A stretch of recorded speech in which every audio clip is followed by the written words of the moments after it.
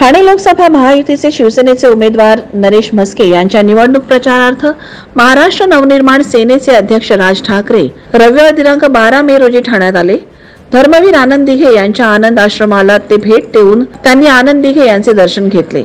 राज ठाकरे ठाण्यात येत असल्याने मनसैनिकांबरोबरच महायुतीच्या कार्यकर्त्यांमध्ये जल्लोषाचे वातावरण झाले. धर्मवीर आनंद दिघे आणि राज ठाकरे यांचे जिव्हाळ्याचे नाते होते.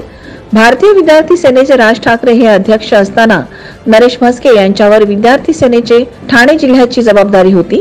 राज ठाकरे यांच्या मुशीत तयार झालेले धडाडीचे कार्यकर्ते म्हणून नरेश म्हस्के यांची ओळख आहे.